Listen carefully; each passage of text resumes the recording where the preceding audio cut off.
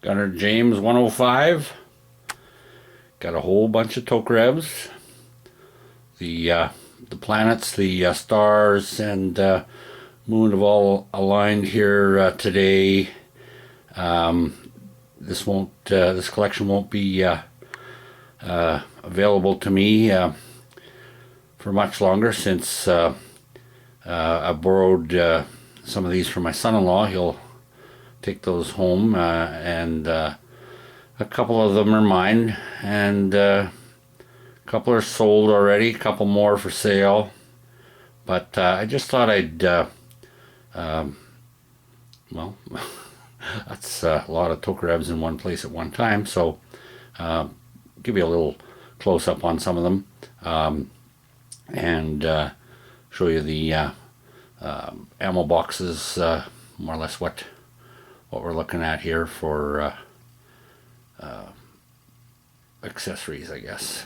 So I'll just oh yes, and I got a bunch of extra magazines here too. So yeah, some of these, this here, they came that way with a string on it, but those are matching numbers to Tokarev. None of these magazines match any of the Tokarevs here, but I've got this one here, for example. This one, this is the oldest one. I don't know if you can see that, but that's get into the light here maybe. That's a 1941, and you can see right away on the Russian. So this is a Russian Tokarev, but the grip on the slide pretty much the same as the TT-30. This is a TT-33, which was later, I think it was around after 47 possibly, that they changed to a different style, which I have an example here. But for 1941, this is in pretty nice shape.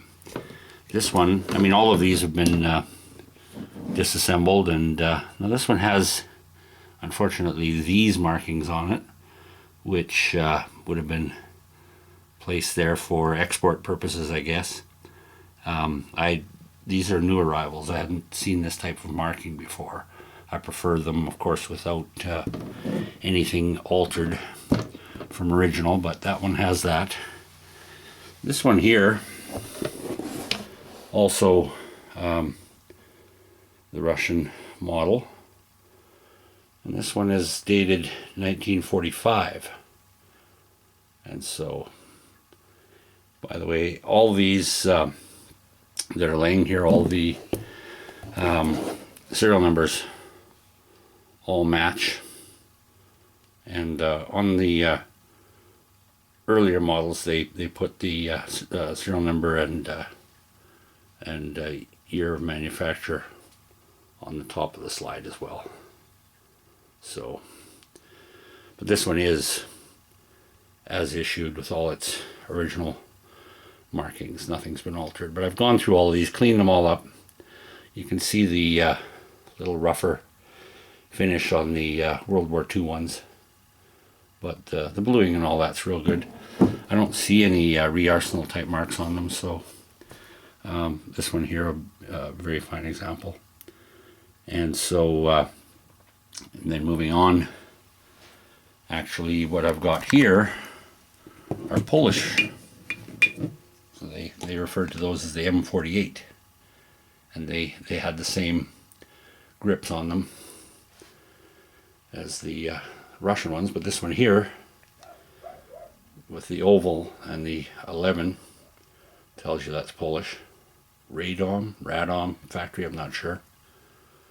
And this one here happens to be a 1950, and it has, I mean, this thing, when I got it, it'd be a couple of years ago, advertised as unissued, and looking at the barrel and everything, I mean, I believe it.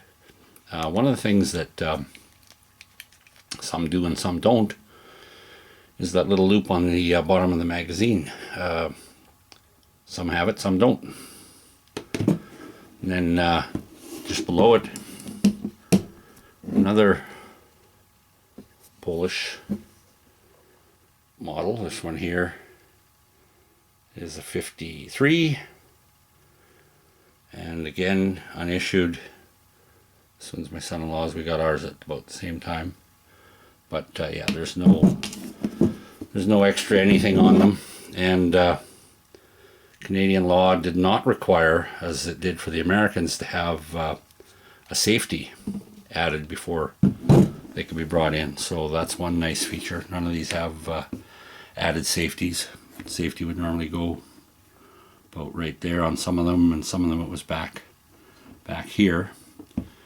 And so carrying on to this side, now we can see the difference in the slide. That's this one here is a 1950, and this one here is Russian, minus the little loop on the magazine. Now but the numbers all match. They're not a forced match. They're the original numbers on that. But very, very nice condition. These sights are adjustable. The back sight, that is. You can drift it left or right for windage adjustment.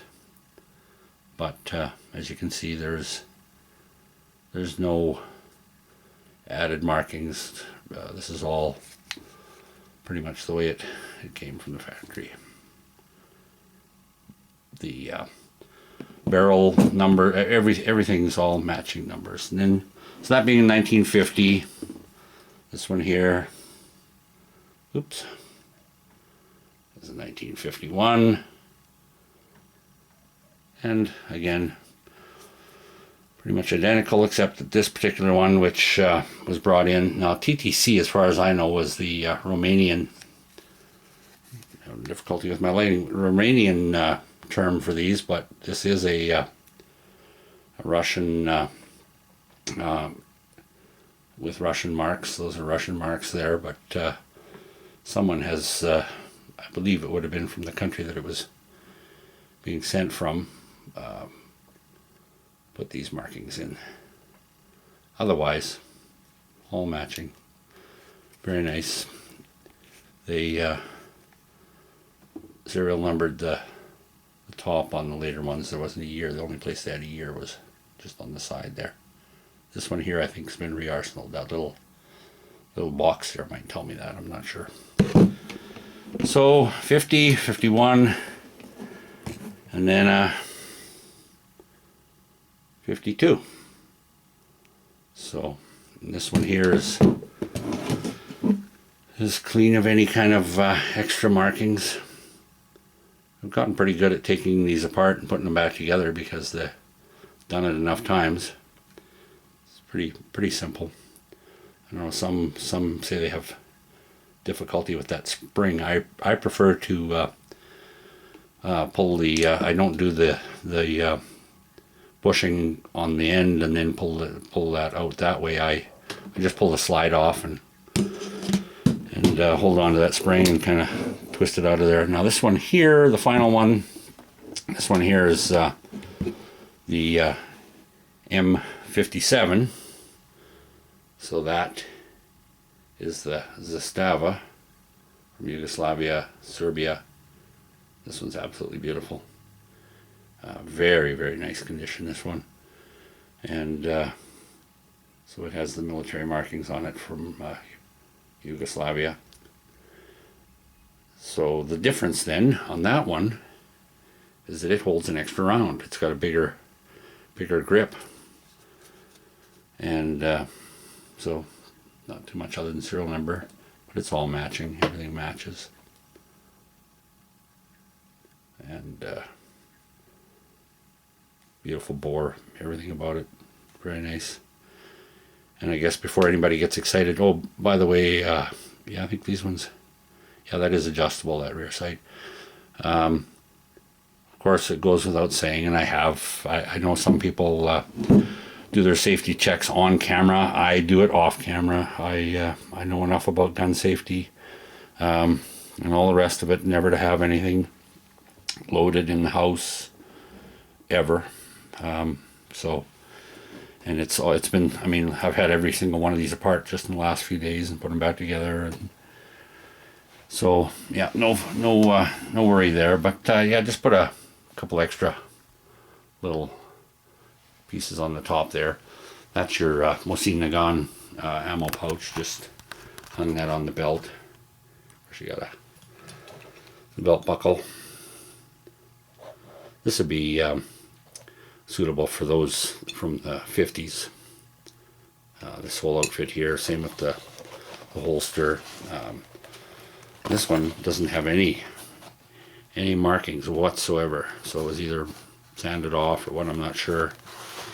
And it's got the extra magazine in there and the cleaning rod. So just standard stuff. The Polish cleaning rod is a kind of a copper color. So just a very basic, but it's there if you need it. And this holster works pretty good. Some of these are pretty tight. Get a magazine in or out, but you can slide that in and out of there pretty easy. And so I was going to just move this out of the way and take a closer look here. Move this out of the way. That up there. So this is Czechoslovakian, Cellier and below, perhaps. So some of the markings, I believe that this pistol, PI, 2,280 rounds, and that's what it would weigh. And some of the other markings. So this one here, I think that is, if I open that up, I think this, yeah, I've got this one, this one was opened, so it's got where the tin, I can show you on this one here, the difference. This is, this one's sealed, so just some of the information on the label inside. So you can see it's from March 1958, and this was just laying on the top when I got it. This was just inside, but that was had a seal on the outside of the box, and I needed to see what was inside. So basically, you've got that ring there that you're gonna pull and hopefully go smoothly all around this seam. Wooden crate, and so everything's sealed in there. And with that, with the corrosive ammo, it's all corrosive, Berdan primed. I mean, this stuff lasts forever. It's not going to go bad ever. Oops. And so, yeah, just basically this one here, 1953. And these are 40 per box. I thought I had one that was open. Perhaps, yeah, this one here. So this one, for the, they had the submachine gun, the Czechs, and it was, it fired the same ammo. Was like a CZ26, for example, and that's why these are all on these 8 round clips. Now a magazine, oops, shot like a rubber band. These magazines for the CZ26 held 32 rounds, so therefore 4 of these would fill your mag, and they would have had a feed lip on there. So for the purposes of the Tokarev, you have the right amount for 1 magazine. Just pull all those off of there, and you end up with tons and tons of these clips, which I have no real use for. But so you get in a box, so there'd be that many per box, 40 rounds, and yeah, so that's about all, other than many other videos that go into all the particulars and all kinds of information on these handguns. I absolutely love them. They're fun to shoot. I love the flame that I get when I shoot them, and the loud bang. I mean, these are very loud. First time I ever heard them at the range, I thought, what the heck? Never heard anything that loud. So they're quite loud. They're talking about in this check ammo, at least, I've heard, I mean, different things, but at least around 1,500 feet per second. Could be higher. I think it may vary. And I believe this stuff here also, I have to double check, but I believe I have opened up, at least on this, from this crate, where it is a lead and not a steel core, which for some ranges they won't allow you to have that steel core. And as far as I know, the United States, you're not allowed to have the steel core at all. So maybe that's why so much of this stuff ended up here, whether it doesn't really matter here on these cartridges. But yeah, so just go over those again. So here's my World War II, 41, 45, and the Polish, that was a 50 and a 53, M57, of course the Polish M48s, and then 1953, I think we started with 52 and 51. So, as I say, just a quick video. I probably won't be in this situation again, so I thought I'd record it for myself and you guys. 8 of them on the table at once. So hope you enjoyed the video. Thanks for watching.